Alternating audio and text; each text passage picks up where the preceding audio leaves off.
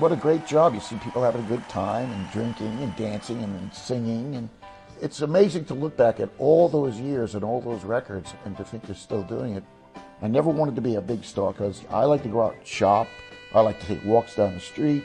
I like to go get my newspaper in the morning, and I go play pinball and, eat a hot dog. And people recognize me, but it's not a big deal. So I'm very grateful to the audiences and to everything else for allowing that to happen.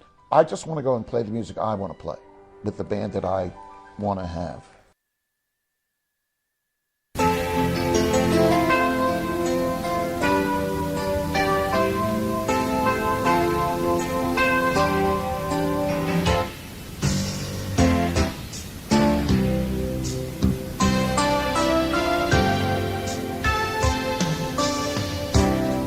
I remember when we had it all,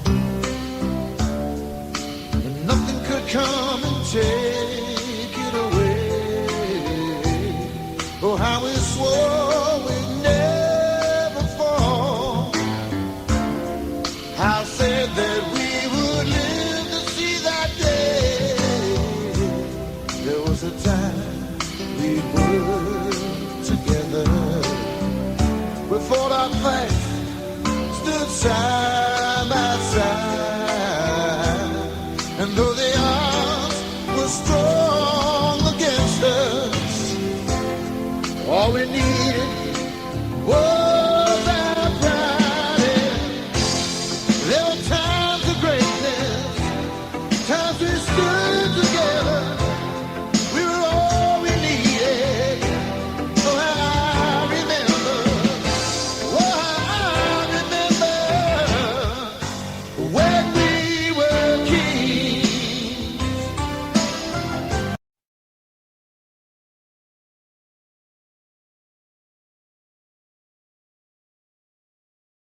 My mother loved music. I was almost born in the bar. She went to labor around 2 o'clock in the morning in some cheap bar in Asbury Park, I think it was. I actually grew up in a small town not unlike Cape May, Ocean Grove, which is a little less than a square acre of Victorian homes. There's an old Methodist retreat, and somehow they let my family in. I don't know why. So it was very, very quiet when I was growing up. It was almost everybody's over 70 years old. So we would be the hellions and get arrested at 9 and 10 years old for making noise and things like that. We're less than a quarter of a mile from the ocean, so it was great. I mean, we always had a place to go. Of course, we ended up on the railroad tracks and then over at Asbury Park playing pinball and trying to get people to buy beer for us and things like that. It was a great upbringing. It was like something out of Mark Twain in that it was so safe that we were allowed to run around and do anything we wanted till fairly late at night when we were very young. My parents were very comfortable with that. There were no cars allowed in the town on Sunday. So we had the whole run of the town on Sunday. I mean, you could walk right down the middle of the street, and of course there was no swimming or fishing or basketball playing or baseball playing on Sunday either. It was a religious town. Wow. But for us as kids, it gave us the freedom to do whatever we wanted. We kind of knew it was a different circumstance than most kids would grow up in. So we really enjoyed it because it was just that little bit different. My father played the upright bass. He played in jazz bands since he was a teenager, back in the 1930s. So he played in a lot of bands, but of course it was the Depression. So it was very difficult to just pack up and go away. There was no money. Nobody had any money, quite like today. So he got a job in the post office. His father, my grandfather, worked in the post office and got him a job at 15, and he stayed there for 40 years. Wow. And he always regretted it. He always wanted to be a musician. I mean, it just was one of those things you had. If you got a job in the 30s, you took it because 20% of the population was out of work. And so anybody who could give you a job, you couldn't say no. My parents always listened to black music. They were big fans of Louis Armstrong. Dinah, Dinah, oh, Dinah, oh, there's Dinah, Dinah, Dinah.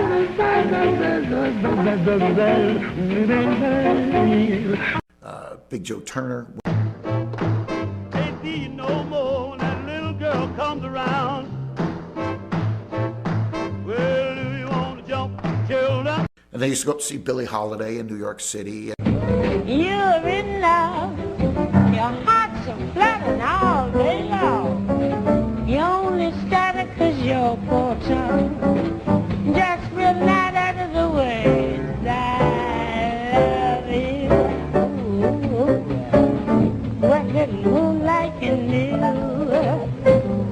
Casey, who had this great singer, Jimmy Rushing, and he just had this voice that beckoned you in. And Love to hear my baby call my name. Yes, I love to hear my baby call my name. they're big fans of T-Bone Walker. Well, I'm going to Chicago, baby, but I can't take you. Well, I'm going to Chicago, baby, but I can't take you. Tony Harris, all the blues shouters. It's plain that you're lying when you say that you've been crying. Don't roll those bloodshot eyes at me. So that's the kind of music I grew up listening to. And I, in my naivete when I was young, thought that that's what every parent came home and did. You know, they both worked, and when they came home, they'd open some beers. My father would have a little whiskey, and they'd put on their old 78s and listen to this jump, jive, blues. Wow. Great stuff, you know, and great jazz. And I thought, well, yeah, that's what parents do. And it wasn't until I went over to my friend's house and they started playing Montevani, you know, or something like that, some easy listening stuff, that I realized that my parents are a little strange. They were hip. Yeah, it was a very good upbringing for all of us kids. It alerted us that there were other cultures. And in a small, quiet town like Ocean Grove, for my brother Tom and I, who shared a room, when we listened to black radio at night, R&B radio, it sounded like there was something happening in the world, like there was a big party going on. And in Ocean Grove, there was no parties going on. It was dead. They used to call it Ocean Grave. So for us, it kind of said, go out in the world and see these other cultures and have the fun that these people are singing about. And that's kind of what started us down the road. My brother Dickie, who's 10 years older, 11 years older, he plays viola and violin. He's a classical music guy. My brother Tom plays guitar, and he's just insane. So, you know, he's actually a geologist who works in a gold mine, but he plays guitar at night. I learned harmonica when I was 13 years old, 13, 14 years old. I stole my brother's harmonica. He saw Bob Dylan, and he bought a guitar, and he bought a harmonica because he wanted to play. Bob Dylan played it in the rack, you know, and played it, but he didn't buy the rack. And so the harmonica would sit in the guitar case, and he never learned to play it because he didn't have anything to put it on. So I stole it, and I would go down to the ocean and sit on the jetty, and the waves would come, and so any mistakes I made, nobody could hear.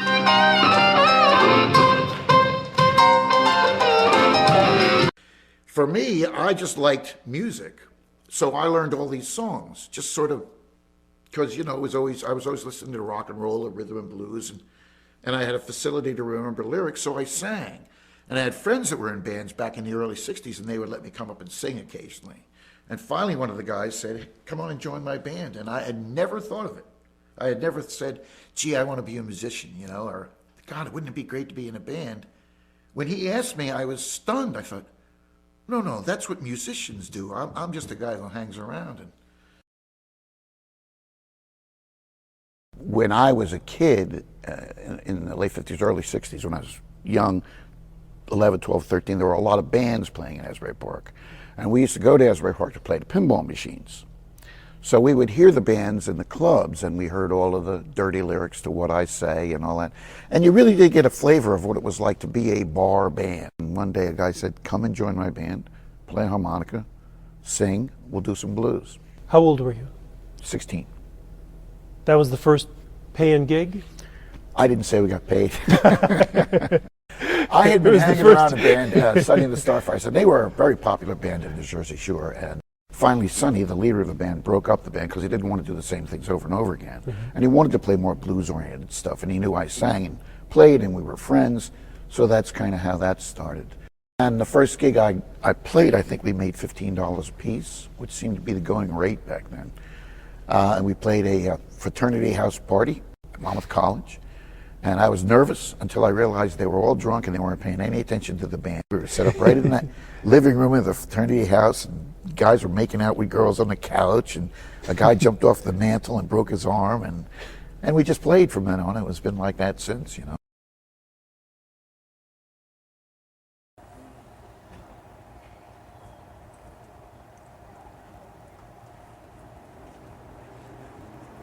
Hi, it's me again. We're here at the Upstage Club, world-famous hovel of music. This is where I got my start, and Bruce and Steven used to come here and play. A lot of people, Dave Sanchez. This was the hotbed of Asbury Park. More people played in this club during the years 67 to 71 than probably played in all of New Jersey that time. It wasn't unusual to come in here of a night and go up to the third floor, which is the Rock and Roll Center, and have 200 people in there and 150 of them be musicians, everybody wanting to play. This is the place I think that most of us learned how to interact with an audience and interact with musicians. And needless to say, during those years there were some great nights and some wild things that happened here. Luckily, these walls can't talk.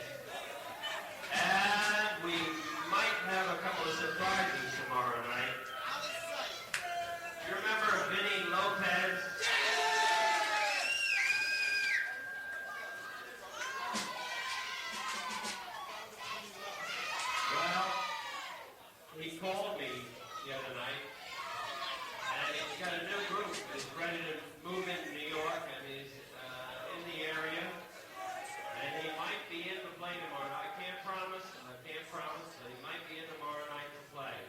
But I can promise one thing, there will be another group with a... Well, it was rather depressing for the most part. At first, we would put together one band after another, and we couldn't get work, really. Nobody wanted to hire bands that were playing any kind of original music or anything that even suggested anything other than the top 40. You had to play the hits on the radio to work. The exception to the rule was this place called the Upstage Club.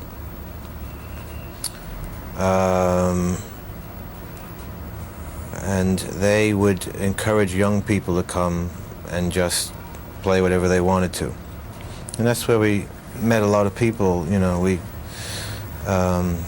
Bruce had gone down and said, you know, come on down, this is a real interesting scene, and I went down, and that's where we met Southside and Gary Talent and everybody.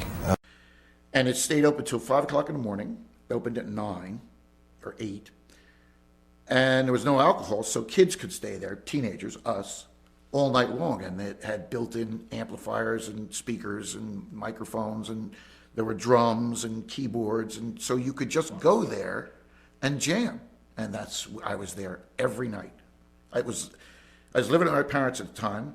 I had moved, and eventually a lot of musicians moved into this little house in Asbury Park. But it was about a half a mile from my house, and I would walk there every night. And I worked in the post office during the day, and I had on my post office, not uniform, but I had a blue shirt. I would go in right like that. I didn't care, you know, and I looked like, Bruce said I looked like a little old man, little old man clothes I had on. But it was perfect. I mean, Bruce was there, Steve Van Zandt, Gary Talent, geez, I can't even remember all the musicians that came out of there. And we all jammed. We all played in each other's bands. We would form bands, play different kinds of music, reggae, blues, rock and roll, jazz, whatever we felt like playing. And the audience was very forgiving because they knew that we were experimenting. And that's the great thing about Asbury Park audiences. They always were open to us experimenting, as long as we meant it, you know, as long as we weren't jiving around. I know we both wonder what each other's all about. Ain't it a shame that we'll never find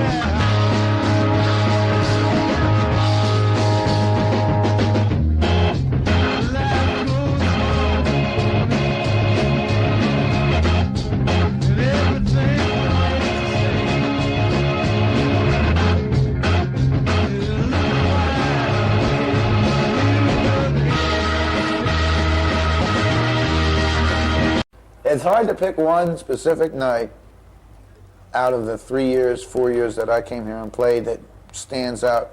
They all sort of blend together.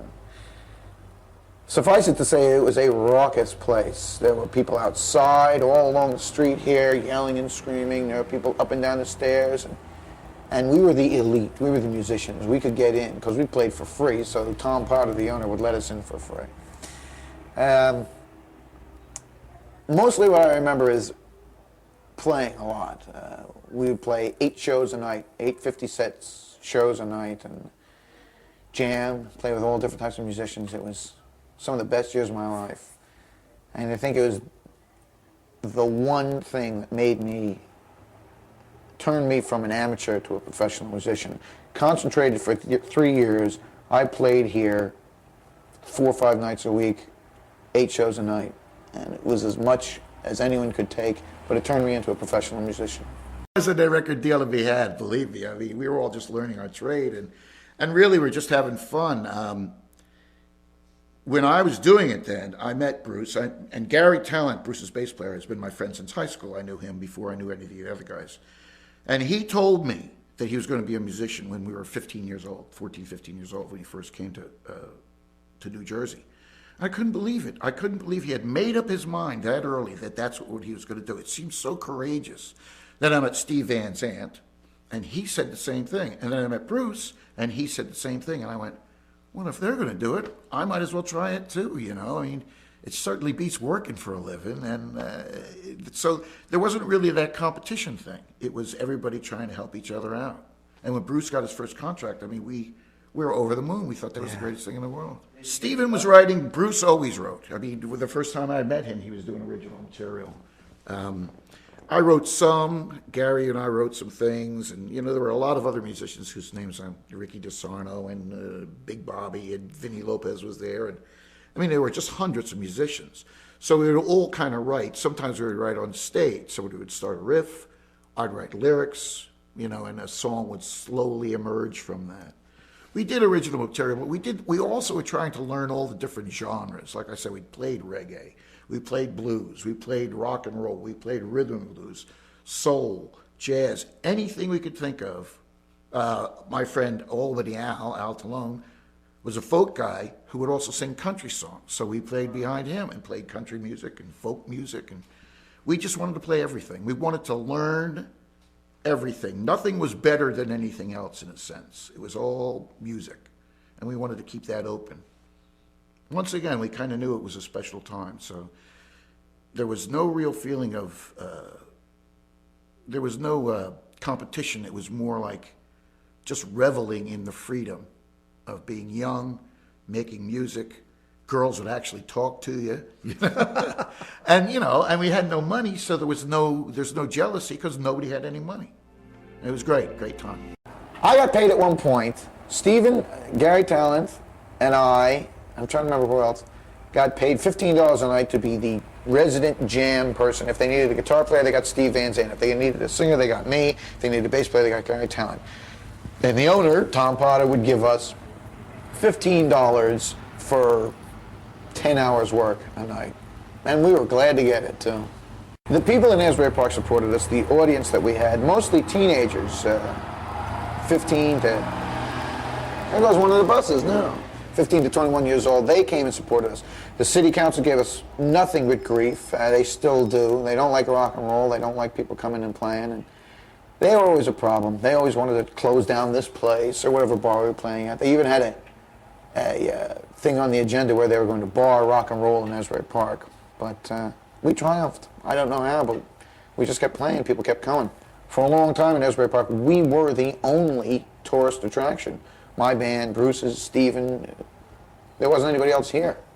So I guess they couldn't band us all together. The place would be a ghost town.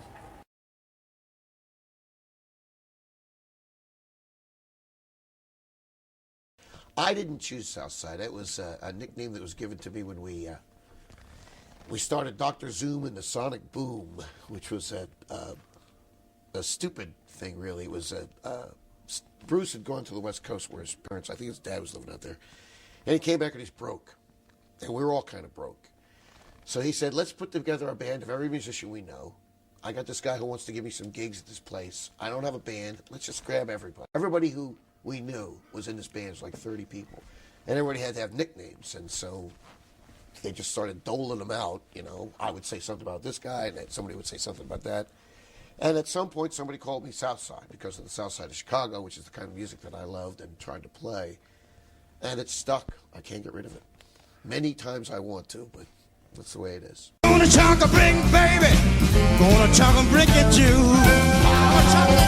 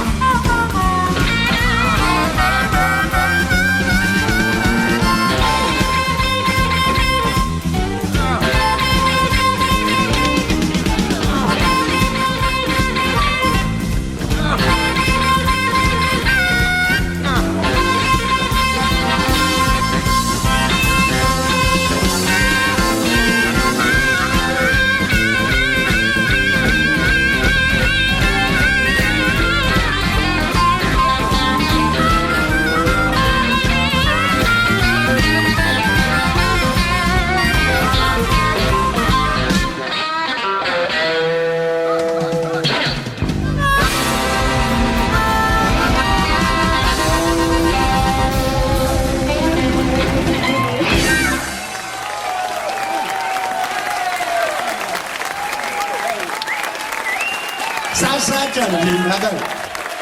Thank you very much. I can't remember the names of all the bands. There's so many of them.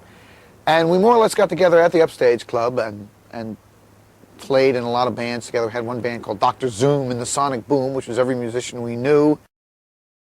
And some we didn't know on stage at the same time, along with a Monopoly game, baton twirlers, a choir, an announcer, an MC. I don't know what the difference is, but we had both. As I say, there was no pressure, and everybody learned how to play. Learned how to play in different bands, learned how to play different musics, but mostly learned how to play in front of an audience. And fortunately, that's what we all became good at. It's the only way we could make any money.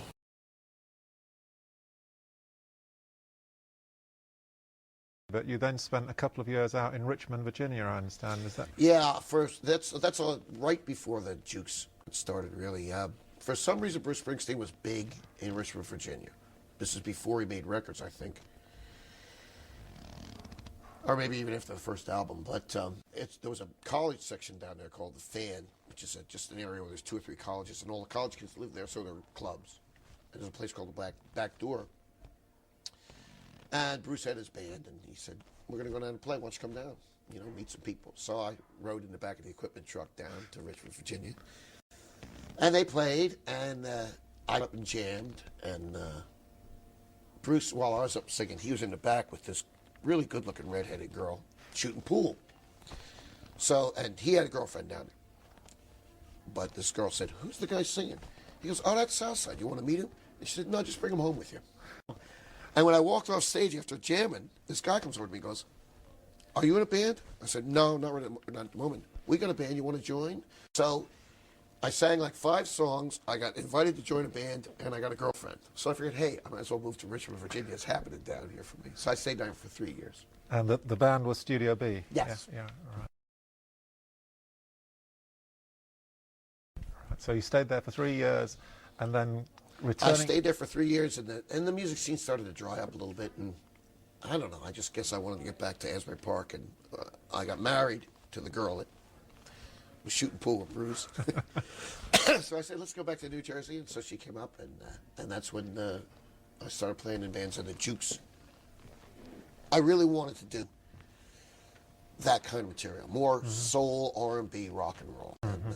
And Stephen was right there too. He wanted to do that kind of same kind of stuff. And for a while you were a duo, Southside and the Kid. Right. We played a lot of blues at that point, but we tried to do some other songs too.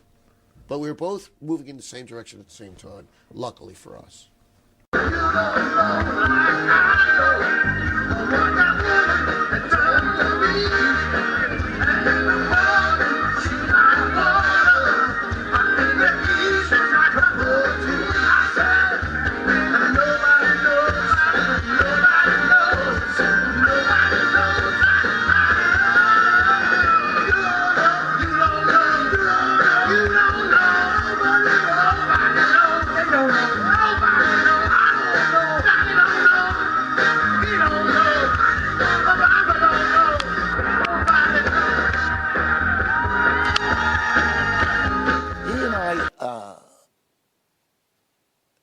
always connected through music. When I first saw him, he was playing, I forget what kind of, but just really intense blues rock. And that, of course, was what I was doing too. So we hooked up, and we had a number of bands. We played acoustically, just him and I.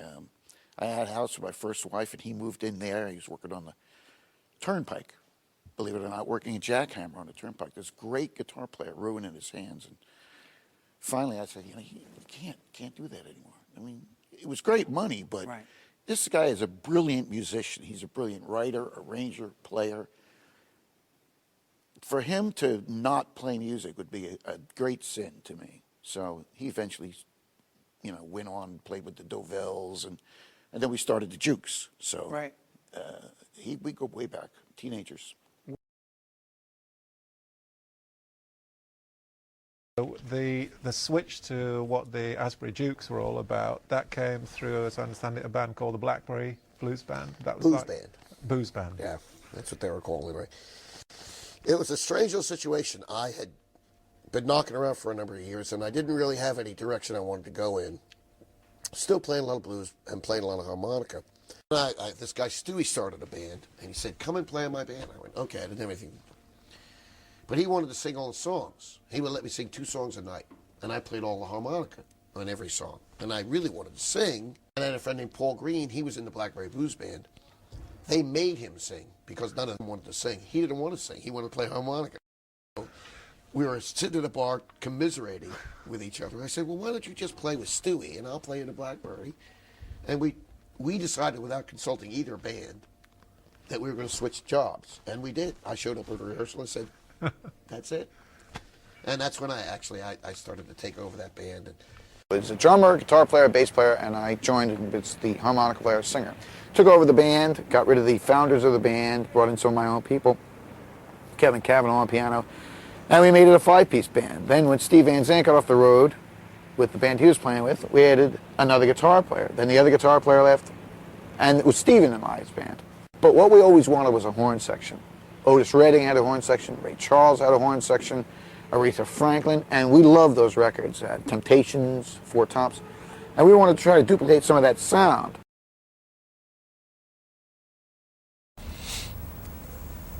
And it really, the scene revitalized when we put the Jukes together. And it was kind of an interesting thing because it really is a good way for anybody to do it, really.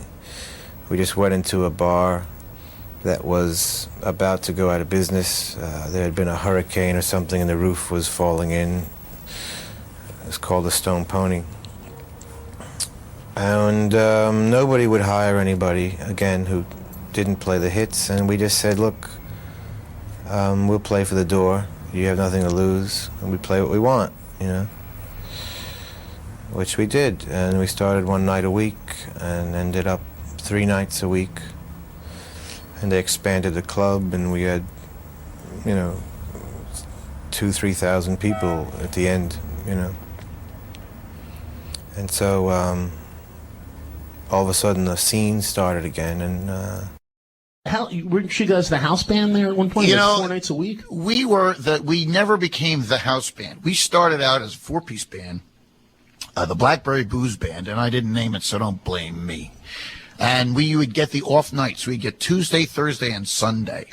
And for 2 years or 3 years, that's all they'd ever give us. Until finally we kind of evolved into the Jukes, and we would have 600 people in on a Sunday night. A work night. People go to work on Monday. Mm-hmm. And finally we got a weekend, because there was a band called Colony who used to play on the weekends, and they were all covers. And the owners at that time didn't know what we were playing, had no idea of any of the songs we were playing. So they were willing to put us in on a weekend. So we were never really, not until way later did we become that. And even then we weren't the house band.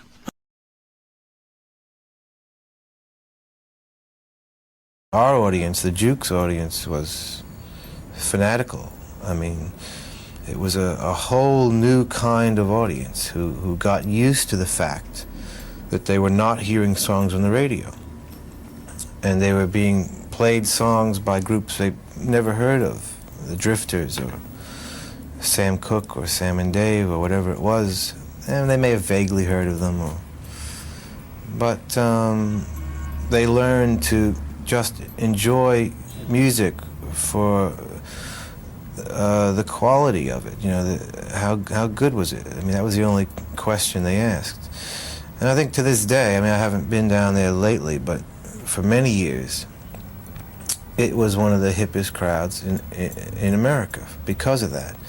Groups with first albums out would get a great response down there, even though they weren't on the radio, because people learned to judge a band by what is happening right there and then, and not that sort of manipulation that the radio encourages. I didn't think they'd ever give me a contract. By that time, I was evolving into a person who wanted to sing only real rhythm and blues, and didn't want to do a lot of rock and roll. I wanted to sing a few soul songs. And, you know, there really wasn't a lot of space for a white guy from New Jersey to sing that kind of material. And Bruce was writing these phenomenal songs. He had this great band. And he was so far ahead of everybody else that you really didn't go think, oh, I'm going to do that too. I just thought my place was there. And, you know, whatever would happen, would happen. And I was very kind of happy with that, very satisfied with being a musician. Because as I say, I never thought I would be one, and then I was full-time.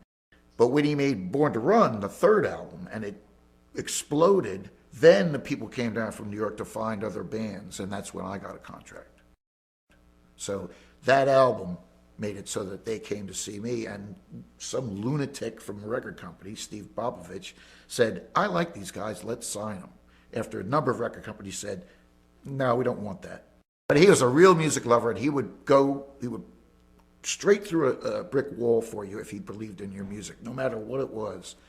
So he signed us to Epic in '75, and we made our first record, and we were off to the races. And I was very surprised that all of this was happening, because it just didn't seem like I was that kind of guy.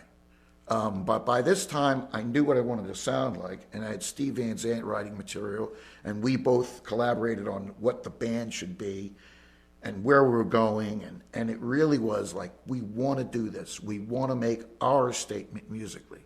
So let's do it, and if they never let us make another record, fine. But we're going to do this one our way. And we made it before the record executives ever heard us. We made it. Steve Popovich said, look, he said, it's going to take at least 3 months, maybe 6, to sign this contract.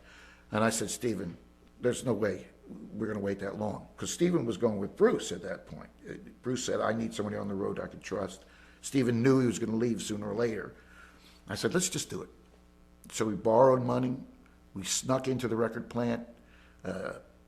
We had a friend who was an engineer there, Jimmy Iovine, and he snuck us in late at night and early in the morning. And we recorded it. We kind of bootlegged ourselves in a sense. And we made the record, and then the record executives came in and heard it. Instead of what used to happen was you played the songs for them. They picked the songs they liked. They would tell you, you got to do this, you got to do that, you change this, change that. And we didn't want to hear that at all. We didn't trust them. We didn't know them. We didn't know what kind of music they liked. Forget it. So we did it on our own. Jimmy Iovine was a friend of Bruce's, and Jimmy had helped Bruce do some things, and Stephen met Jimmy, and they were thick as thieves, a couple of little hustlers. And, you know, it just all kind of, you had to push it, and you had to make things happen. But when it started to fall into place, it just kept going into place. And we knew kind of what we wanted to do, we just didn't know how to do it. And that's where Jimmy came in, and Dave Throner, who was the engineer, and we just told them what we wanted, and we would go in, and anytime anybody came in, we'd stop. And we'd just say, oh, we're just getting tones, you know. We could be in full bore mode, have the whole band in there, the horns recording live with the band, me singing, and some guy would walk in and we go, okay, let me hear the bass drum again, and they get so bored they'd leave. It was the night our first album came out, the Jukes' first album. Steve was still in the band. And we did a show at the Stone Pony in Asbury Park. And it was broadcast. This is the first big shot the Jukes ever had. And it was broadcast to 9 FM stations all across the country, Cleveland and Boston, places we'd never been to. And we wanted everything to be letter perfect. Southside Johnny is a real good band with a great singer, and they're worth coming down to see. They're the only band worth coming to see 120 times. Did you hear that? Say that louder. That's the greatest. Come to see them 120 times. 120 times? Who goes to see anyone 120 times? Can you say something about the group? Yeah, well, I've seen them a lot, and now that this is their big moment, I'd like to see them make it. So it's one heck of a Memorial Day holiday down here. All across the East Coast and in Asbury Park, this is an amazing event. Coming out to see Johnny, that he was just so fantastic tonight. I think he's going to be a big star. This concert was as hot as those hot dogs next door. It's hysteria, it's excitement. That's right. It was amazing. It was amazing. Everybody say how much you love the Jukes. Come on, let me hear it from the Jukes. Come on, Lou! Because they are the best dance band in the land. All we want to know is what are you people doing in my town? Right on! And now, let us have a warm, make that hot welcome for a band called Southside Johnny and the Asbury Jukes.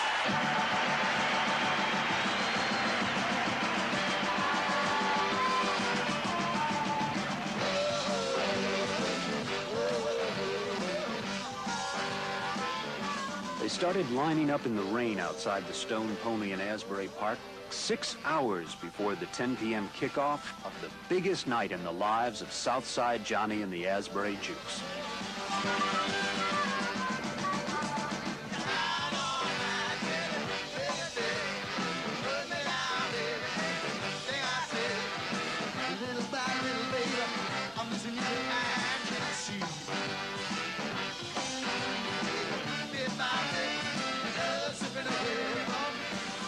Later, 1,000 people would pack the club, whose fire law sign forbids occupancy by more than 262. 350 people would crowd into the open-air hot dog stand next door, where a speaker system had been hooked up to pipe in the action. 300 more people would lurk outside the two spots, listening and trying to catch a glimpse of anything going on inside. And kids would huddle on the boardwalk with transistor radios, listening along with their friends at home and in bars along the Jersey Shore to the first live concert broadcast in the history of Asbury Park. Tonight may be Memorial Day in the rest of America, but it's New Year's Eve in Asbury Park because it launches the summer season that is this city's lifeline. Tonight, the local boys are making it right in their own backyard where it all began. After years of struggle, practice, poverty, and an occasional dream of a night like this, Southside Johnny and the Asbury Jukes are on their way.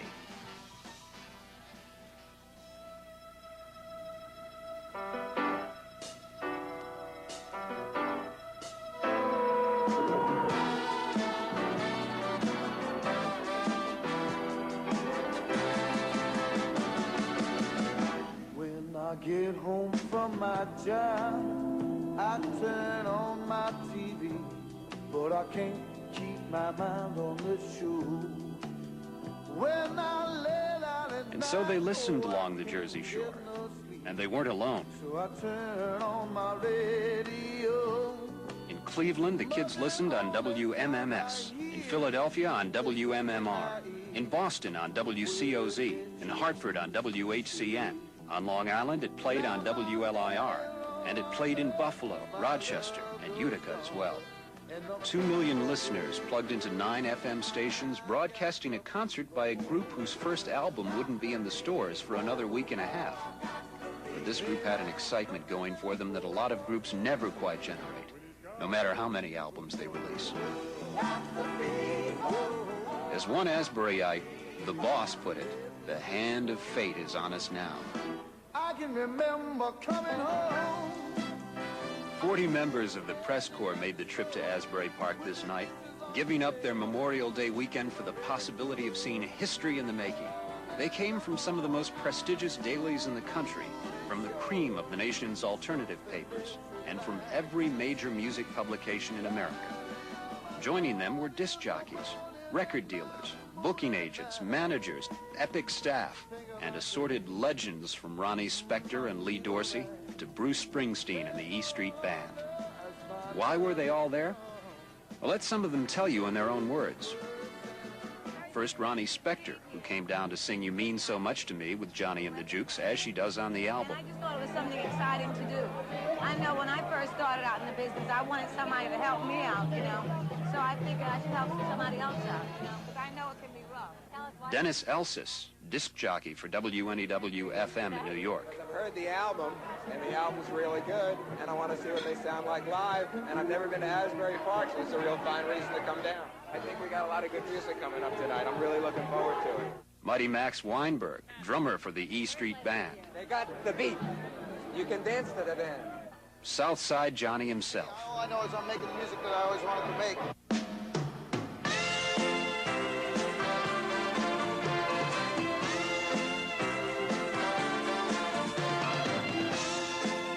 What the crowd saw and felt and heard that night didn't disappoint any of them.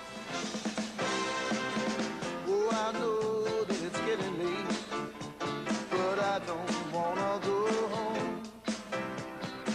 I'm in no hurry, baby, time can wait, 'cause I don't wanna go home. For almost an hour, with help from friends like Lee Dorsey, Ronnie Spector, and E Streeters Clarence Clemens, Max Weinberg, and Roy Bittan, Southside Johnny and the Asbury Jukes held forth with songs drawn mostly from their debut epic LP, I Don't Want to Go Home.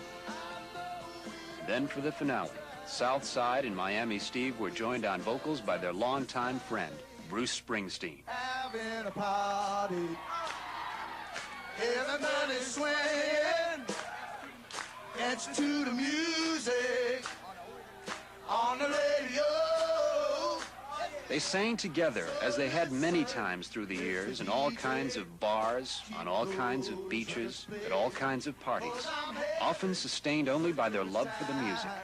Dancing, baby, we're having a party, dance to the music, played by the DJ on the radio.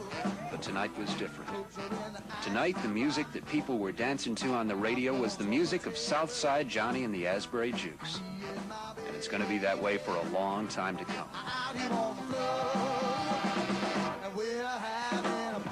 What their friends and supporters had hoped for, Southside Johnny and the Asbury Jukes had given them, and more.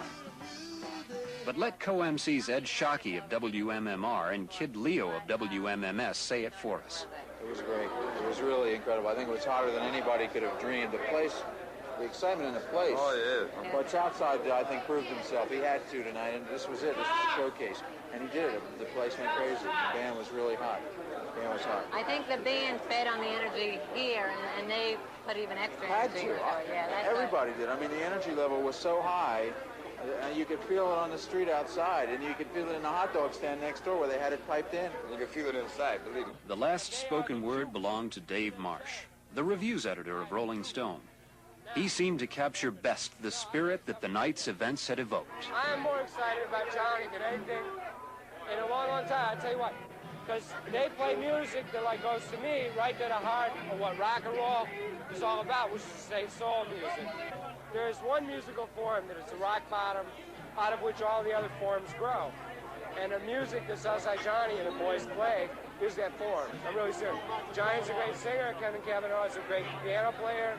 The horn section of this band is like classic, and that is probably the operative word, is classic. So that like when Johnny sings about crying, it makes you cry. When he sings about laughing, it makes you laugh. And that's what makes him great. And I don't mean just good.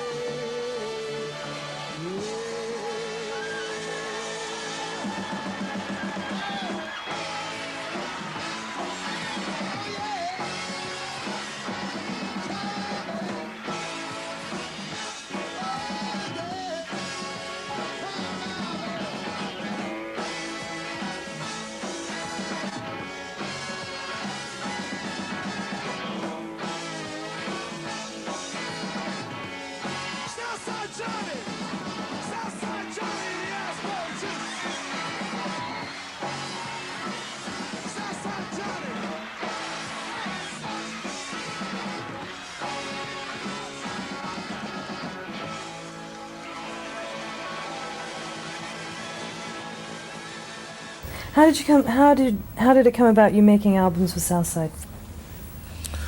Real bad luck. Bad karma. Just as I left the band, I had just been getting tired of it, you know, the bar wars, as I call it. I mean, you just kind of, eventually it gets, especially in those days, I don't know if it's probably the same now, but, you know, you're constantly fighting to hang in there. And Bruce was doing a tour, and he wanted me to play guitar, and I thought it would be fun, you know, to get out for a few months. And I ended up staying 7 years, but... So when did you quit your day job? When we went on tour for the first record. We made the first record. I swear I said, okay, we got it done, handed it in, silence from the record company. Uh-oh. Except Steve Popovich, who was head of A&R. And he said, this is great. I really love this. We're going to bang this out. The radio's going to play it. But the rest of the record company was very silent, you know. And I went, okay, that's that. You know, we did that. We got our one record made, back to work. But then it got played on the radio. And they said, well, we'll put you out on the road. And I said, perfect, because we were seasoned musicians by that time. We had to find a horn section, though. Because we didn't really have a whole horn section. We only had a couple of horn players. But we did. And we went on the road, and I haven't been off since. At the same time, we got the Jukes a deal. I was sort of still in the band, you know. And then I felt, which was probably not exactly realistic looking back on it, but I felt if I wasn't in the band, I really shouldn't be involved that much. I shouldn't, because I was singing a lot, and I thought, you know, well, if I'm not in the band, it's got to be Johnny's band, you know. So he had to make a jump from being this crazy harmonica player who really enjoyed, you know, messing up and showing up late and, you know, doing all the things sidemen get to do. All of a sudden he was the boss, you know. I don't think he's ever forgiven me, actually. But I don't know. Anyway, I felt it was the right thing to do because the band was going to have to tour, and I really couldn't do both. And so, you know, we convinced the record company that it would be okay without me, and I'd still be there, you know, producing, and that's it. And, you know, they're still going strong today, actually.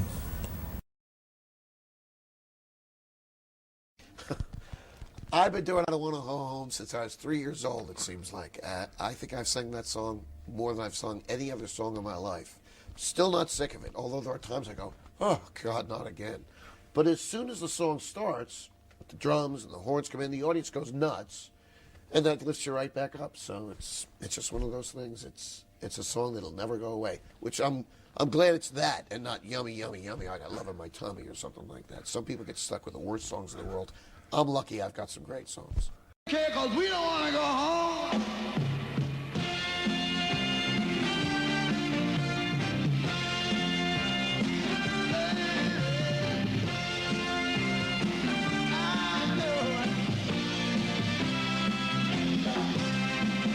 Lord, I know that it's getting late, but I don't want to go home.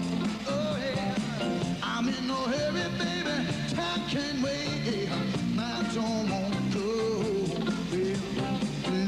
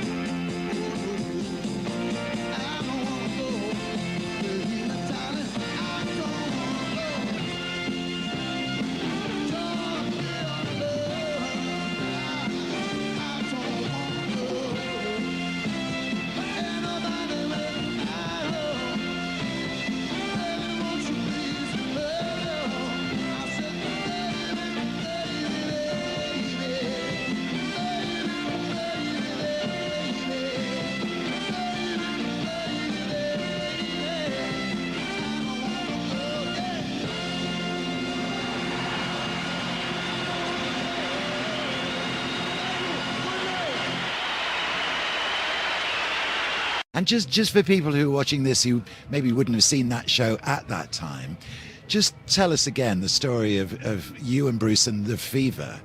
Because I remember you telling me about his generosity with that song. Yeah, when we were making our first record, Steve Van Zandt and I were in Stone Pony rehearsing the band and writing and arranging. And I had seen Bruce about 2 weeks before at Princeton at the place called The Ledge. This was before he made records, I think. Might have been the first record was out. But it didn't do that well. And he had this great song that he had just written, and they performed it. And it was a killer song, and the audience loved it.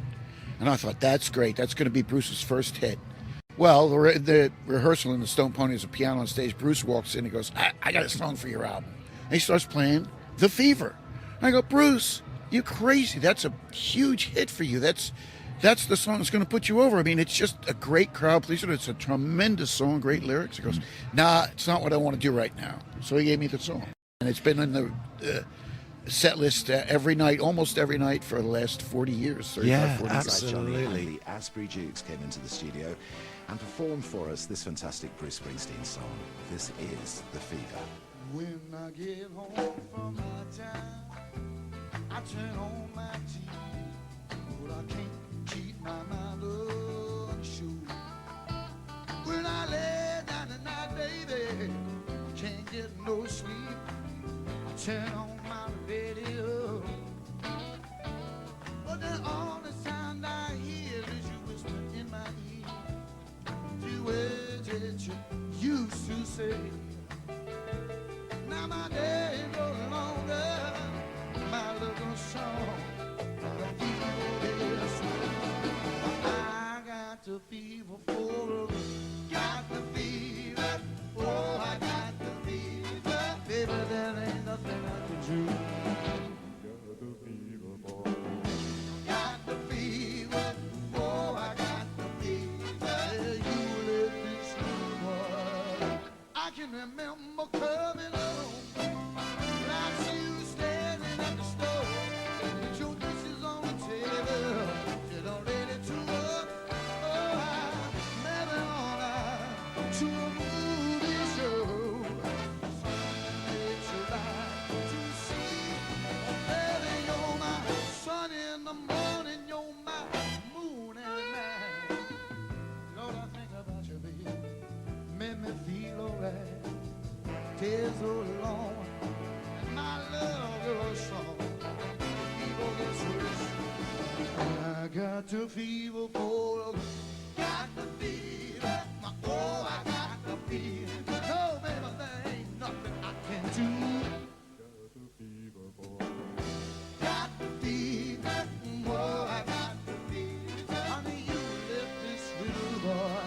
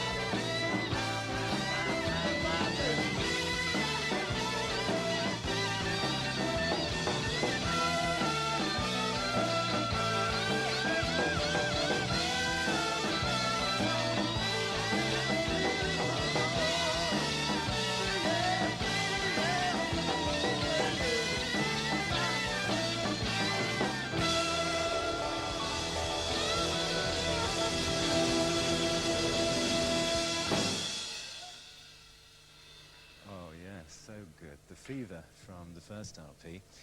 My band for the future, Southside Johnny and the Asbury Jukes. Some of those early Southside Johnny and Asbury Juke records, what was it like to bring people like Ronnie Spector and was Lee Dorsey? I mean, you would bring in these people who at that time were like really forgotten, and you'd put a little bit of the spotlight on them. Steve Van Zandt and I, we had that feeling that, we wanted to, it's like calling the band the Asbury Jukes. We wanted to make sure people understood who we were and where we were coming from. And to bring in somebody like Lee Dorsey, and people go, oh, Lee Dorsey, yeah. Or Ron Spector, or we had that kind of thing tells people what you are trying to do. We do a song with a young lady, and that young lady is here tonight.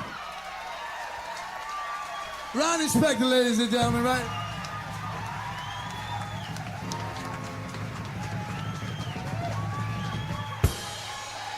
Are you ready, everybody? We're ready. All right.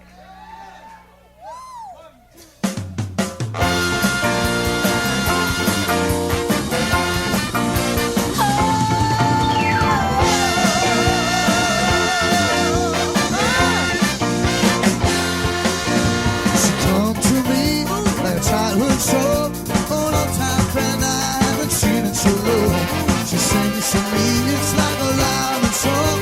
It's so sweet. Oh, she wants to be known. Talk to these people, baby. Comes to me in the dark of night, scared and lonely, he can't make it all right. When he sings to me, soft and low, I cry, oh baby, please don't let this little girl go. You mean so much to me, baby. You know you're driving me crazy. You mean so much to me, baby. I want you for my girl. What about your wife, honey? Sometimes she's like a baby, playing with a toy. And sometimes she's like a woman that feel like a little boy. When it comes to me, and he's all alone, I cry, oh baby, please don't do me no wrong. You mean so much to me, baby. You know you're driving me crazy. You mean so much to me, baby. I want you for my God. You don't mean that? Oh yes, I do, honey. I love you so.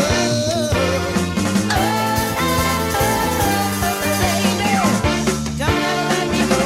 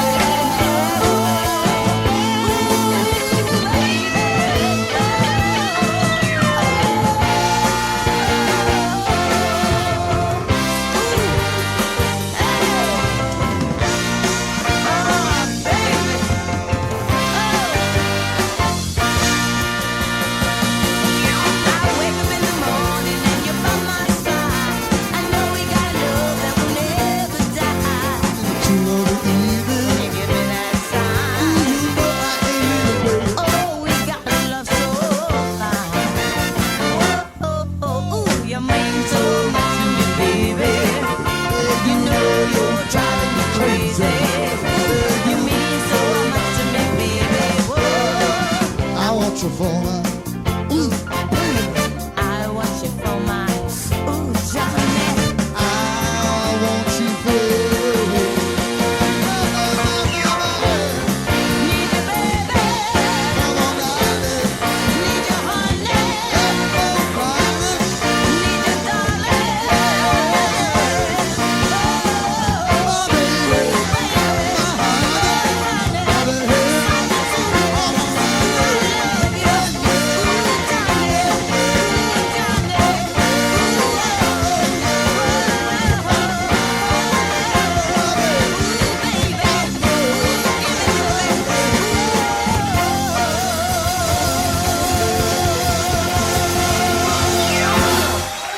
Ronnie Spector, ladies and gentlemen. Asbury Jukes in the bottom of your horns. Good night, we'll see you again. Ronnie Spector.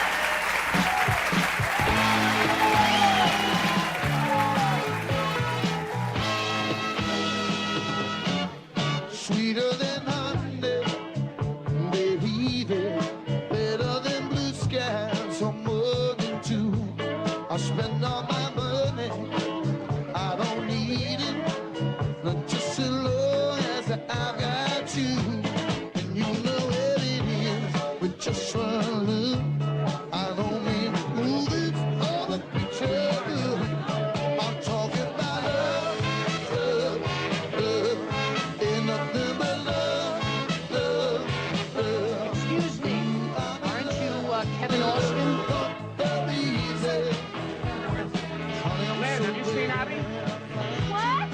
seen Abby? She's around here somewhere.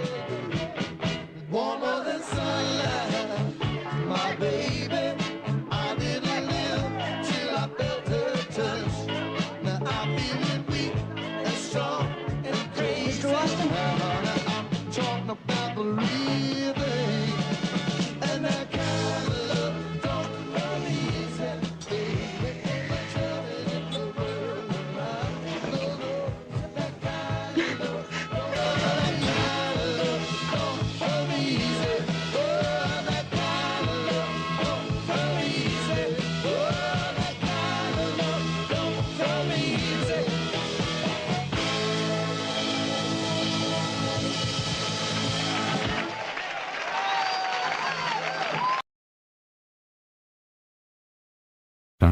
The second album sounded like it was recorded on a bad AM radio. Yeah, that was a nightmare situation. We got put in a union studio with union engineers, and it was either do that or don't make a record. And it just was like pulling teeth trying to get any kind of sound at all. And we had all these ideas, like we wanted to use the 5 Satins and the Drifters, and we wanted to make it a lot more produced. And unfortunately, we walked into a situation where they wouldn't let us. So It's just bulldog tenacity. It's just the desire to go out and make it happen no matter what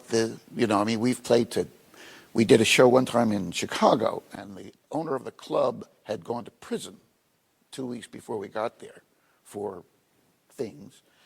And so there was no advertising. And we had 11 guys in the band at that time, and there were 10 people in the audience. So we outnumbered the audience. But by the third night, it was full, and that's what you have to do, because you go out there and pound it and do the best you can, and you get excited about it. You go out there and say, this is my chance to make music, and you go out and make music. You don't just play the songs.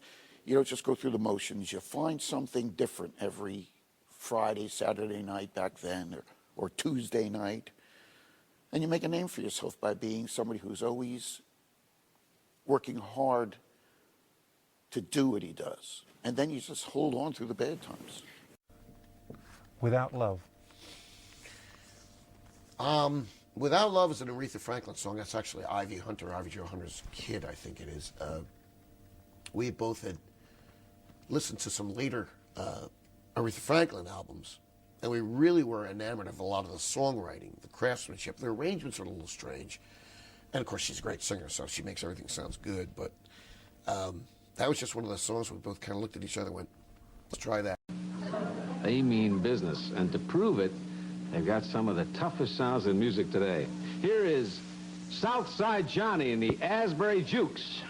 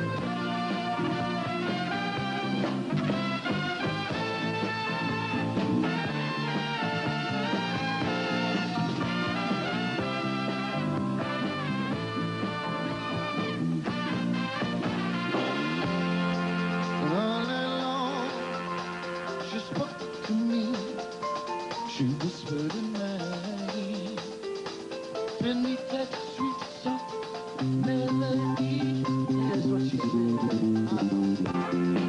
Never don't you know that a rich man, oh, the rich man just might be, oh, the money is all that he has. Without love, this love can bless me. Oh, oh, oh, without love, you're not really you. I know it's true. Without love, there's nothing you can do. Oh, oh, oh, without love, you're not really you. I understand the feeling. Without love, there's nothing you can do. Oh, oh, without love, you're not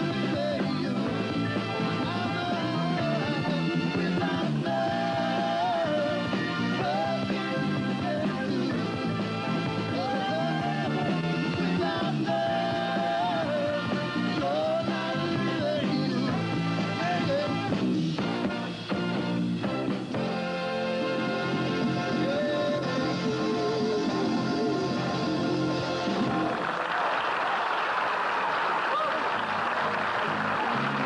Southside Johnny and the Asbury Jukes.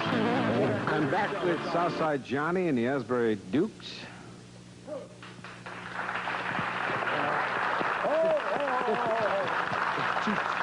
Jukes. Asbury Jukes. You from that area? I'm from Asbury Park, New Jersey. Yes, I am. Anyone else in the group from Asbury Park? They wouldn't really admit it. There were a lot of people from Philadelphia here. Though. Where? Where are the Philadelphia? They're all right back there. Welcome. Welcome home, gentlemen.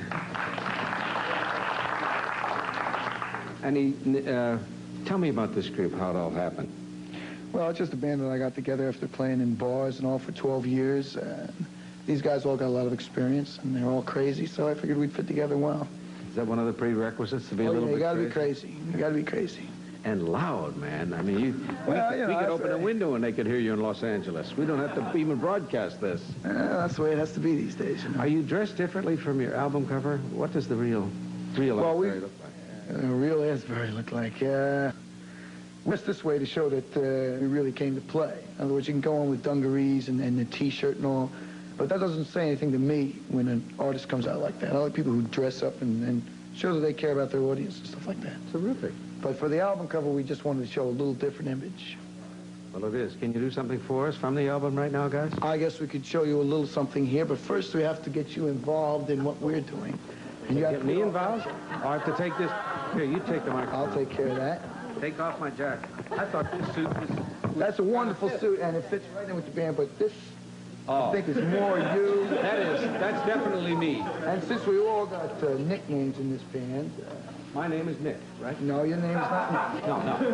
Your name's right on the jacket. It says... What's it say? That says Asbury Jukes back there. Just makes it. And it says Big Mike. Hey. And you got the hat, too. Look at this. I'm taking it out.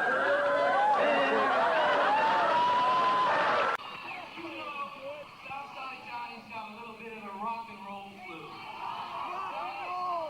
We all send him a lot of good wishes and hope that he's feeling real well, real soon. Anyone who puts volunteers to make the place tonight, so instead,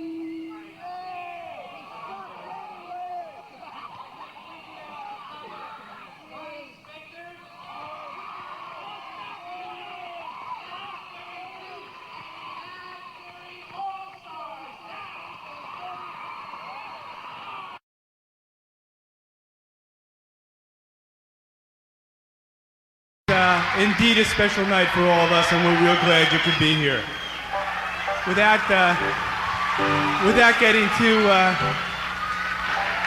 schmaltzy or so, I think we all know that the gentlemen that are about to play this evening are a great deal responsible for New Jersey continuing as the dominant force in the musical scene of the United States of America.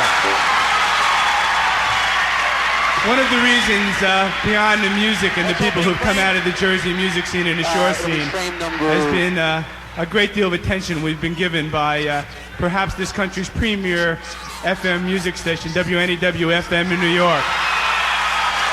And appropriately enough, to get this evening's festivities, please welcome Jersey's own Mr. Vin Skelsa.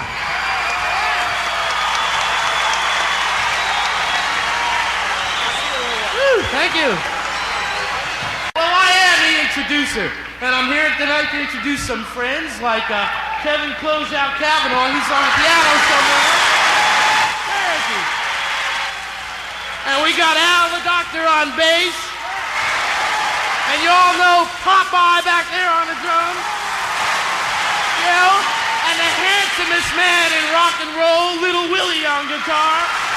Okay, stand by the blackout. And these dudes back here are the Miami Horns.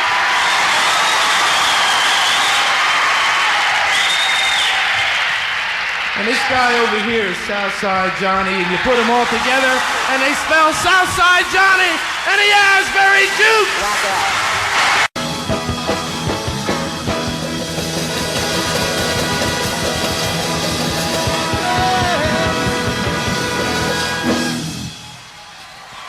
Thank you. It's great to be back in Asbury. That's the Miami Horns, Asbury Jukes. You're probably on stage, spread out on the band.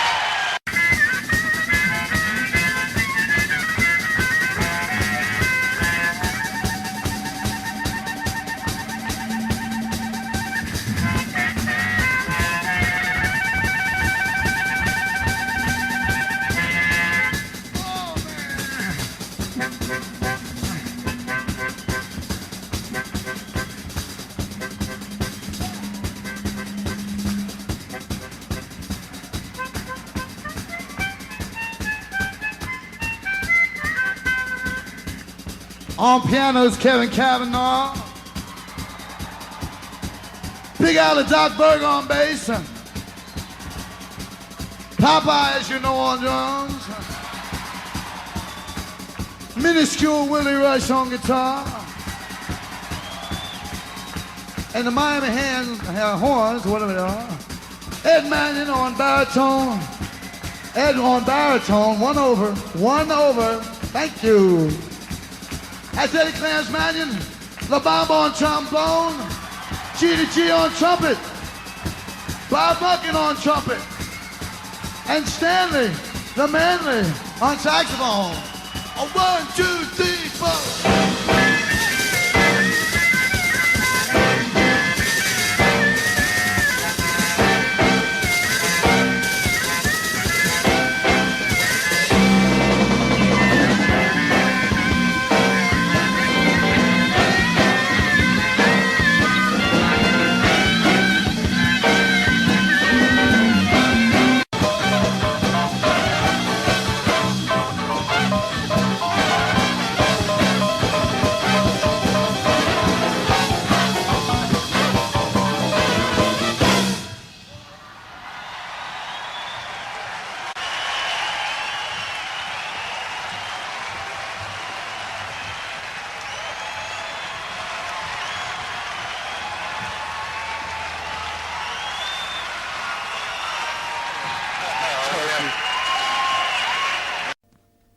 Love on the Wrong Side of Town.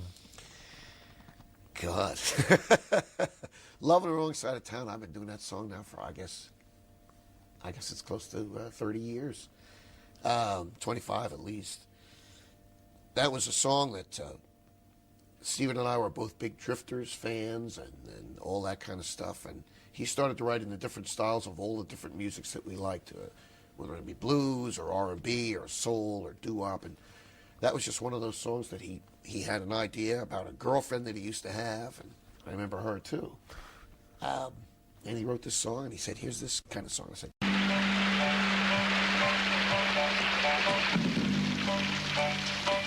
come on.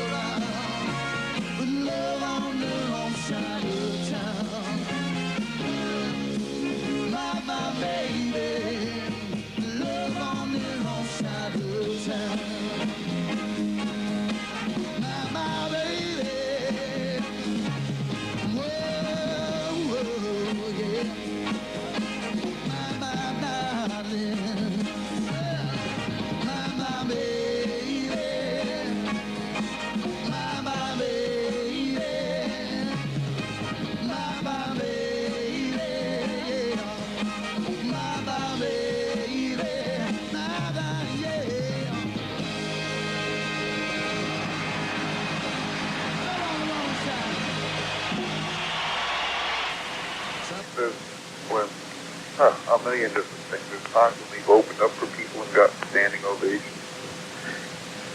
And I guess touring with Boz Skaggs, Jay Giles, Graham Parker, those, you know, and getting a great response night after night after night was important, because a lot of people that we played for didn't know who we were. And especially in England, when we went on tour with Graham Parker, most of the audience went to see Graham, and I think we got encores every night. This time it's for real?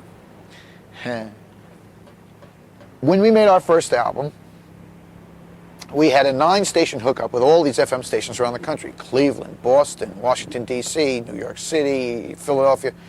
9 cities. Big-time push record companies down there. We're going to play at the Stone Pony, and we're going to play live, and they're going to broadcast it live to 9 cities. So you would think we'd want to have everything perfect, know the songs totally rehearsed, get the perfect set list, and do all the stuff. Steve Van Zandt and I sit down. He writes a song. We decide to do it. He wrote it that day. We learned it that day, taught it to the band during sound check, and played it that night as the first song. None of the band had ever heard the song before. So that's the kind of professionalism we're going for. And this is exactly the way we played it then.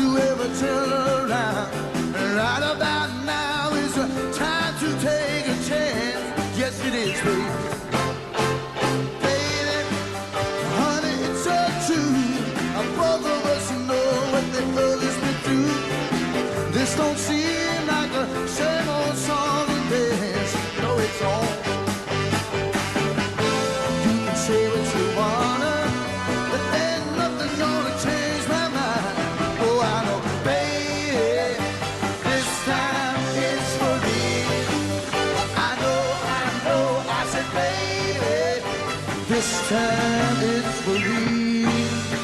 Yes, it is now, baby. Now I know the long, the whole long time, but you're riding by the lantern in the lonely night. I'm coming from a lover who became a total stranger. Yes, it did. Come on and take my hand. Listen to me, baby, try to understand. I don't think this time there's that kind of danger. No, no, no, no, baby. You can say what you wanna. There ain't nothing gonna change my mind. Oh, I know, baby, this time it's for real. I know, I said, baby, this time it's for real. Got to be real sometime now, baby.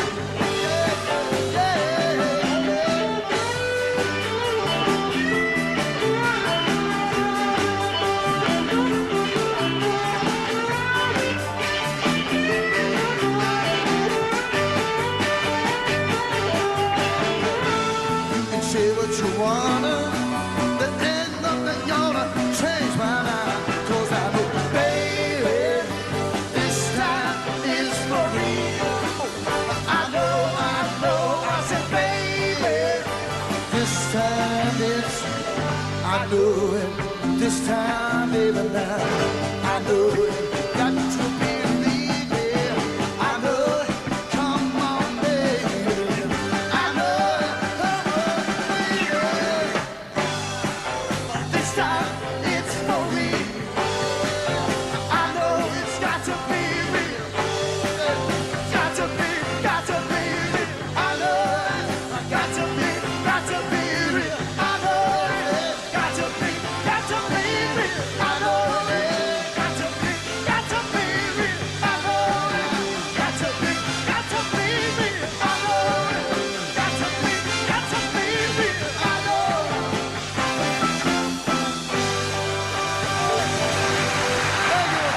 had a great show. Graham Parker and the Rumor was a terrific band. Brinsley Schwartz and Martin Belmont and all those guys were really great, really good English rock and roll band. Straight ahead, a lot of power, but a lot of finesse too, you know. And Graham was really good on stage. He really could put across a song.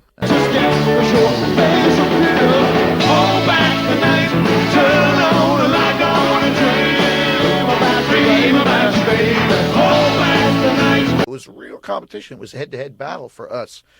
They were well-known, and we weren't that well-known. We played a lot of the tougher towns, Manchester and Birmingham, in England, Glasgow, which is a tough town. And it was every night, it was sort of, we had a lot of respect. We traveled on the same bus. We played poker, and we took all of Brinsley Schwartz's money, Billy Rush and I, and poker. But every night when we got on stage, it was really a battle royal to see who was going to get the best reaction from the audience. And I'm happy to say that we did better than they did.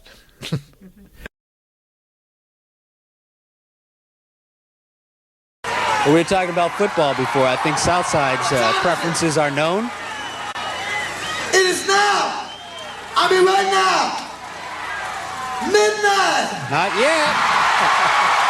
And nothing right there.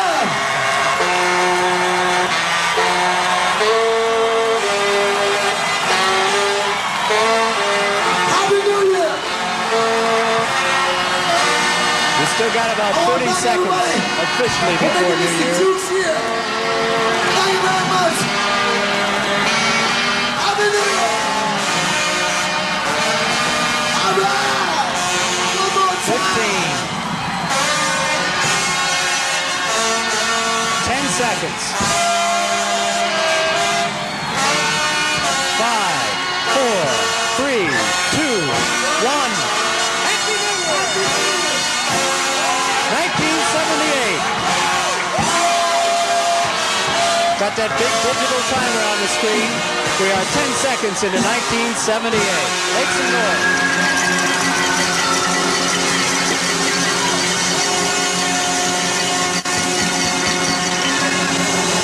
Southside Johnny, the Asbury Jukes live from the Capitol Theater in Passaic. Everybody in the world is on the stage now. Bruce Springsteen, and I think the fans have just noticed that the boss is on the stage, along with Miami Steve, Clarence Clemens, Max Weinberg, the Mighty Max.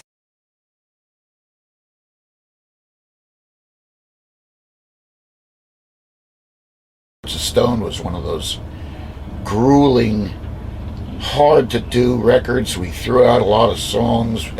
We had already recorded a number of songs. Threw them out. Stephen and I, we didn't know which way to go, and finally we figured it out. And I was on the road. I would come in and not even go home to my wife, but stay in the studio and sleep in the studio. And that was the end of that marriage. Just to get the record done. And but it came out, I thought, pretty well. Hearts of Stone. But there are always those characters that come into a band and capture a lot of the spotlight. And when they leave, people really miss them. And my first drummer, Popeye, Kenny. We had auditions. Oh boy, I tell you, we've gone through some auditions for musicians. 60 drummers one time. Have you ever thought of auditioning, listening in 5 days to 60 different drummers? I mean, drive you right up the wall. And that's how we got Steve Becker, and I'm very happy with that. Talk to me. Talk to me is we were in the studio, Stephen and I making the first album, and Bruce came in and said, I got songs. And we said, yeah, get out of here. And he had this song, and he had a bunch of songs, and we picked the ones we liked, you know. This is all about working all week, getting all that money, you got nobody to talk to. You say, talk to me, baby.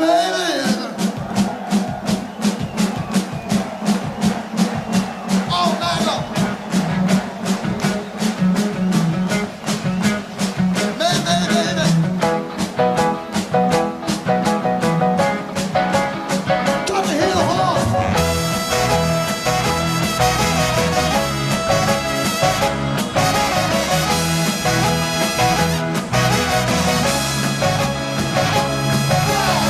Every night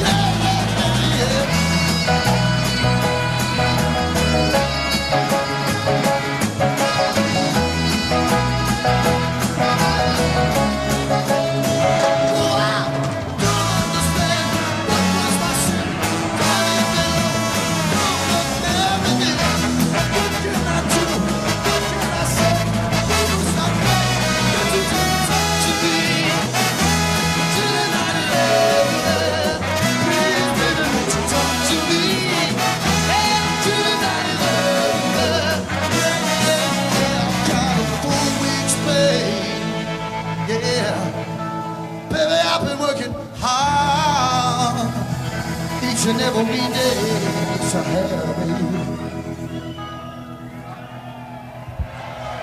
I'm not asking for the world to see. No, I'm just asking, girl. I'm just asking, girl.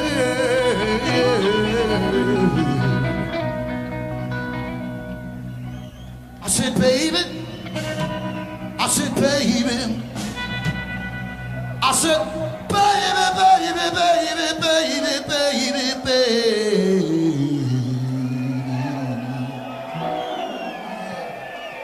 Talk to me. Just gotta talk to me a little bit, baby. You don't have to say love me. You don't have to say you need me. You don't have to say nothing. I don't care. Just talk to me. Hey, baby, say, talk to me. Come on and say, talk to me. Baby, won't you talk to me? Oh, to me.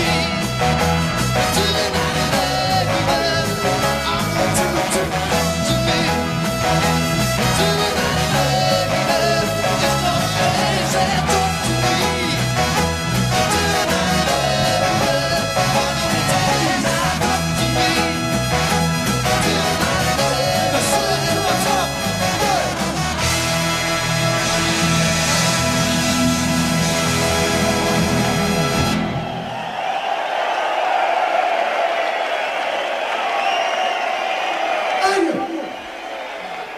Which do you think music had a role in the resurrection of Asbury Park? I mean, because what you guys are doing, it really put it back on the map. Yes, it had a lot to do with it. You know, through all the corrupt years and the years when nothing was being built, and even the roads weren't even taken care of, they all potholed and everything. People still came to the Stone Pony to see different bands, you know, the Ramones and Elvis Costello and all that stuff. And it kept the main Asbury Park alive. And then when the new clubs started opening and more money started coming in, people were intrigued by moving in because the houses were so cheap. And now you can't get a cheap house in Asbury Park. But the music was one of the draws for people. I remember walking down the boardwalk, taking a walk, and I wasn't playing or anything. And these 4 Korean guys from South Korea came over and said, "Oh, we're from South Korea." And I thought, oh, they recognized me. And I was just walking in the boardwalk next to the Stone Pony. And I'm like, "Will you take a picture with the Stone Pony?" And they didn't know who I was. So I took a picture of it in front of the Stone Pony. And these are guys from South Korea who had heard of Asbury Park. So it really was a tremendous draw, the music and just the atmosphere of Asbury Park. And Trapped Again.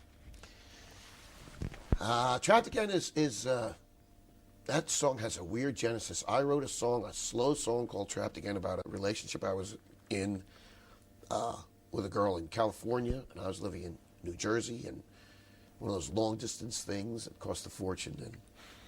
And I gave it to Steve to write some music to, and he turned it into what it is now, which is a much more up-tempo. He had a riff and a bass part.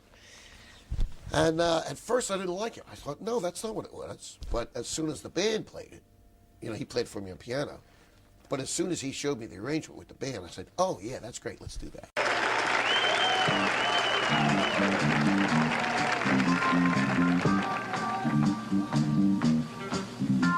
yeah, this is my 3rd album, Hearts of Stone.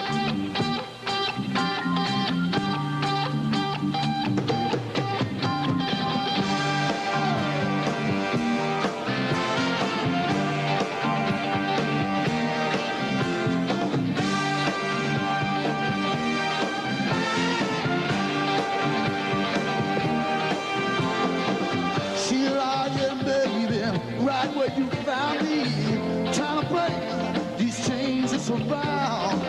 If I look a little different, it's because I've changed. And head-painted pictures, girl, are all that remain. My past mistakes, they bring me down. I ain't never no angel of mercy. Tried my best, but I can't help myself. And I'm trying to get. Can't get out without losing you. I'm trapped again. I can't see what I'm doing. I'm trapped again. trapped again. Come and rescue me. Yeah. Monday morning child came so fast. What a fool to think these dreams would last. I close my eyes, but it's still so real. Remember the night, baby, the world disappeared. Turn left, ahead, the fates on. Let it drag me down. I can't get no angel of mercy. I'm chained a slave like that. Swept away, trapped again. I can't get out without losing you. I'm trapped again. I can't see what I'm going. I'm trapped again. I need an expert. I'm trapped again. Come and rescue me. Shoot. Oh, yeah. Shoot.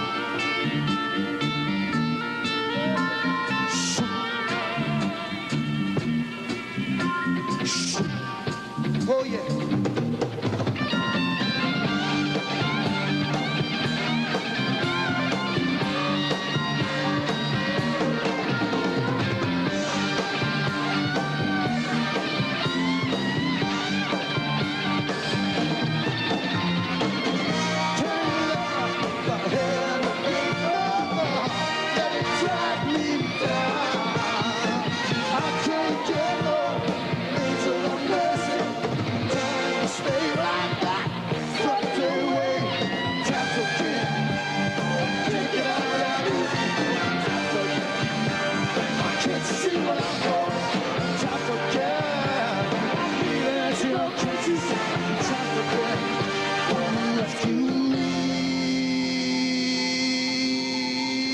I'm trapped again.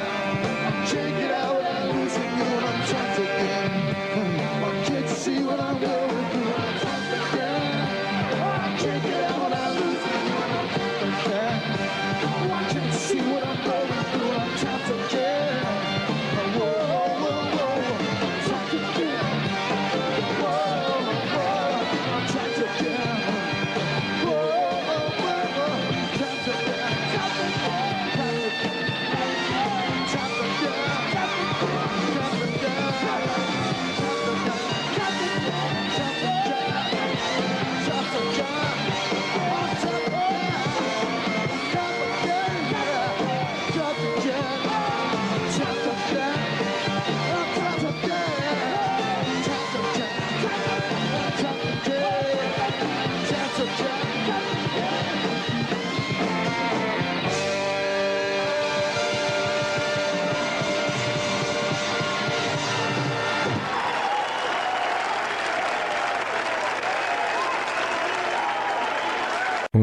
Now, you did that show for the Stones. Tell me about the influence the Stones have had on you.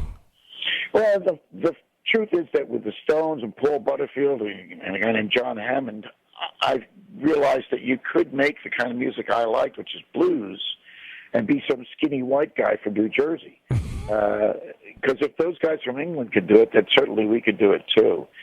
I just really like the idea that they covered a lot of, I mean, they did everything from Muddy Waters to Solomon Burke and Robert Johnson, and that's what I liked to do back then. And it made it just seem like everybody was on the same page at one time.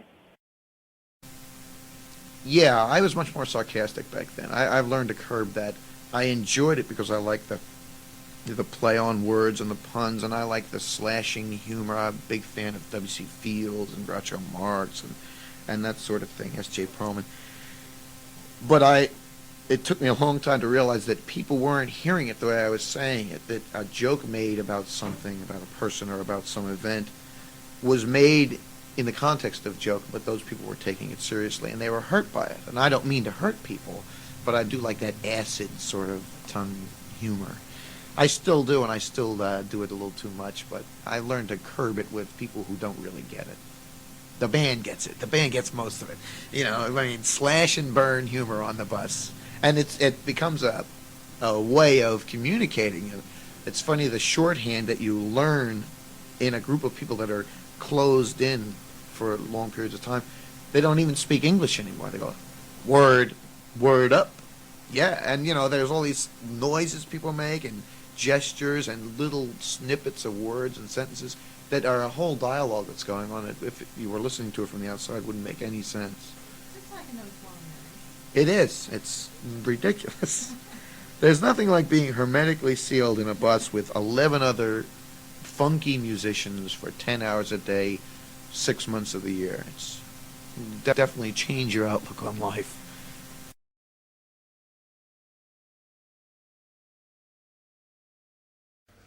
Hearts of Stone. Hearts of Stone is one of the great rock and roll ballads. I mean, I don't think it gets much better than that. Great lyrics. Steve Van Zandt plays a great solo in the recording. And it is a knockout live. We do it all sorts of ways. With the horns, without the horns, just Bobby and I. I've done it a cappella. It's a song that carries so much weight in and of itself that you really don't have to worry about which way you do it. Just sing it.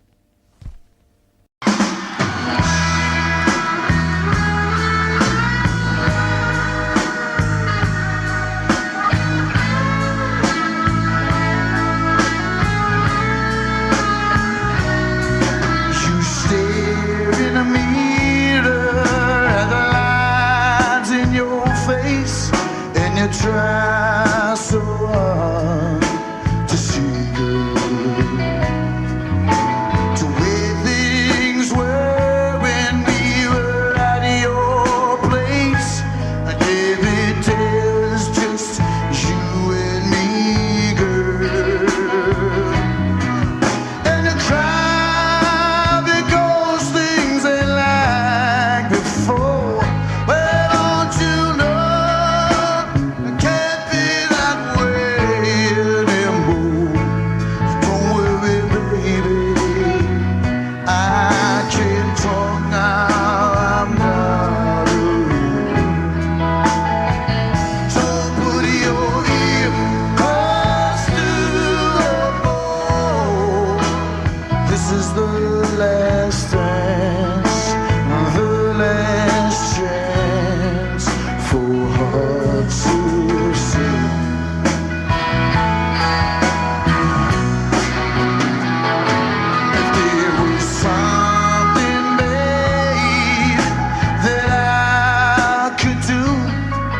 Something that would last, you know I would. You should know better than to think that you can return to the past. So close your eyes and I'll be there. I hope and I won't go anywhere. I wish I could be, but I can't talk now. I'm not alone. So put your ears to 'cause this is the last dance, the last chance for us to sing. Yes, it is, baby.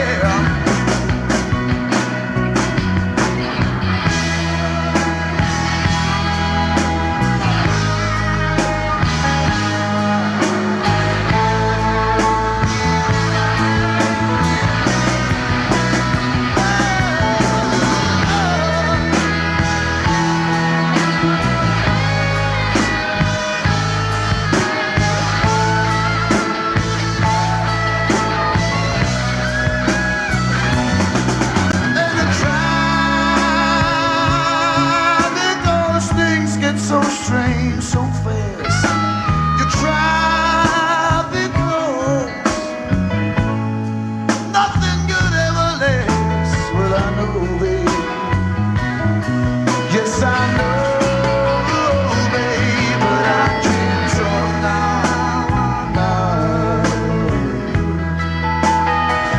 Put your ear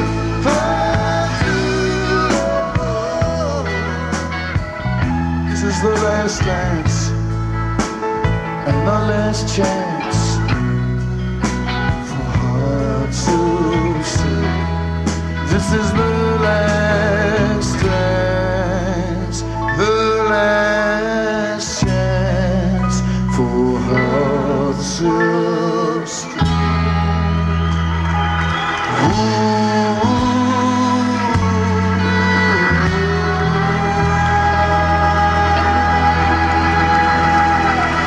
Good night. Thank you very much.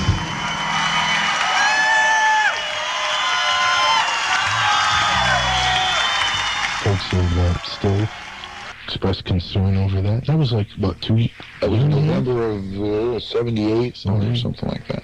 Out in California. Sacramento. 2 years for those people who don't know, John had an accident on stage, fell into a glass. Yeah, and, broken glass. Sliced some tendons and stuff in your artery head. and some nerves. And I had a... Well, anyway. Okay. But it's everything's coming along okay with it? Yeah, it's pretty good. Still not a lot of feeling in it, but I can move it, so what the heck. I can play pinball, but I gotta use my thumb instead of my fingers. Oh, all right. So a lot of the guys put me down for my technique, but then I take them for all their money, and I'm not worried about it.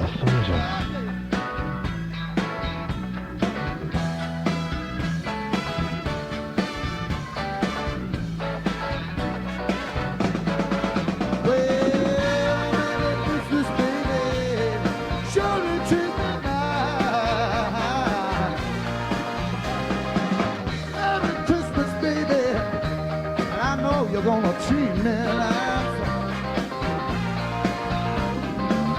I just wanna tell you, darling, I'm gonna love you the rest of my life. Oh yeah, I say, Merry Christmas, baby, Merry Christmas, darling, baby, Merry Christmas. Everything is beautiful. I got you for my radio. I don't know what I'm gonna do without you, darling. Merry Christmas, baby. Merry Christmas, baby. Merry Christmas, darling, darling, darling. Baby, baby, baby, baby, baby, baby. Hey, hey, hey. Yeah, yeah, yeah. Ooh. A happy new year to me. Ladies and gentlemen, it has been my pleasure over the last 2 years down to play with a sterling young group of men, all very upright and moral, all very clean, wholesome, all-American boys. It's just a pity that none of them can play a goddamn note. That's the Asbury Jukes right there.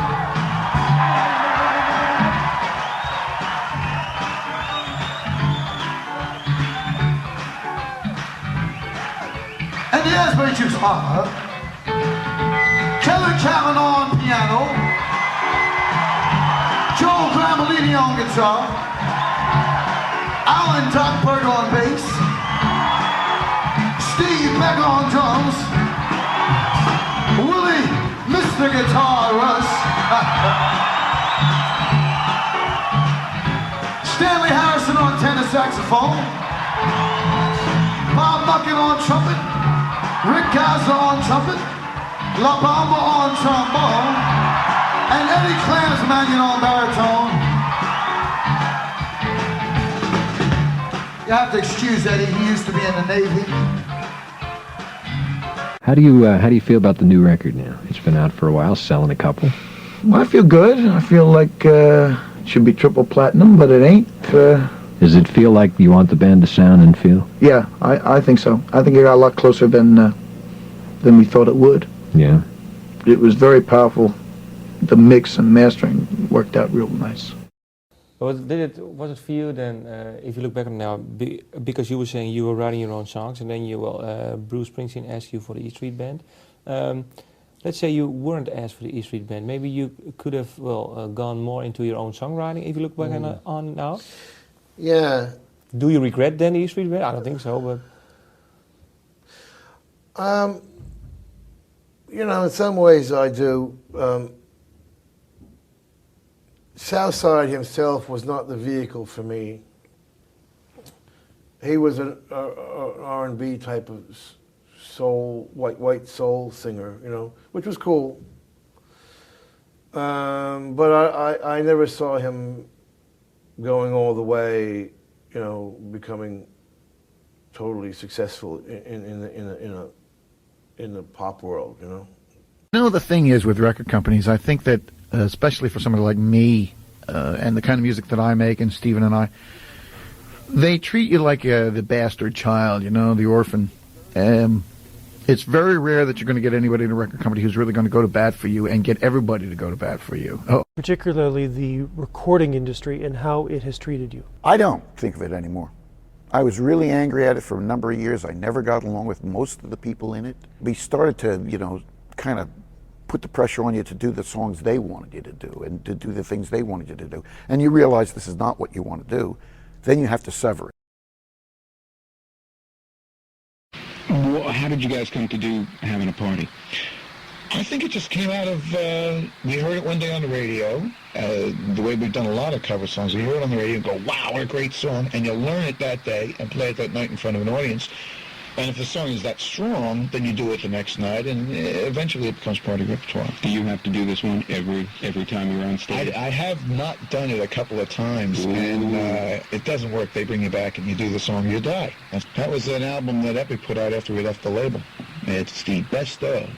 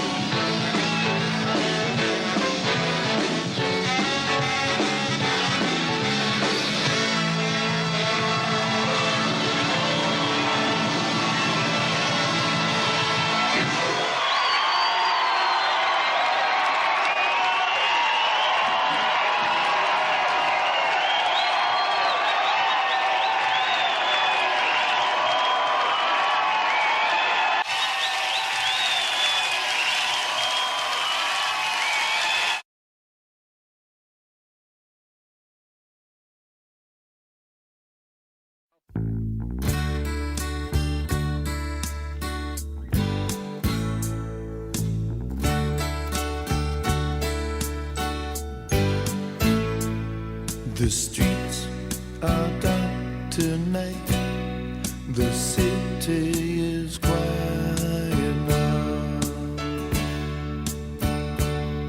It's good to be away.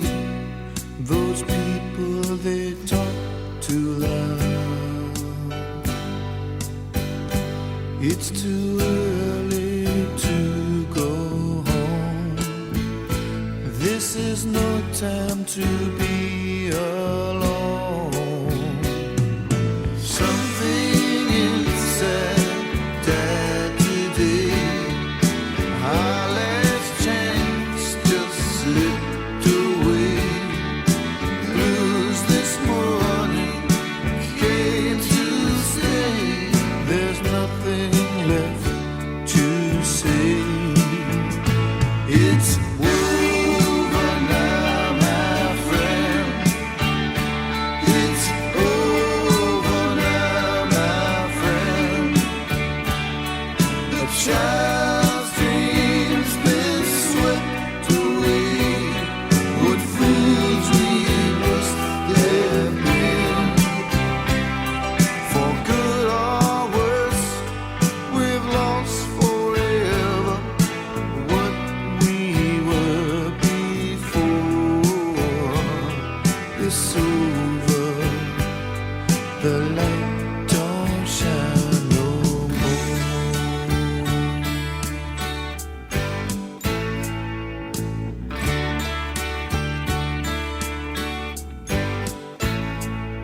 They came to shake my hand. I don't want them to touch me now. They say congratulations, but it's too late now. Where were they when I called? How could they forget it all? Didn't you get what you need? The fight was lost, wasn't meant to be. It isn't as hard for you to leave. There's no easy way for me. It's over now, my friend. It's over now, my friend. A child's dreams been swept away. What fools we must have been. For good or worse, we've lost forever what we were before. It's over. The light don't shine no more. It's over. The light don't shine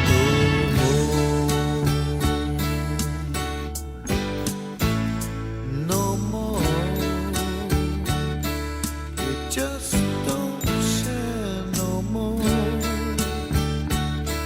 It just don't shine no more. It just don't shine no more. It just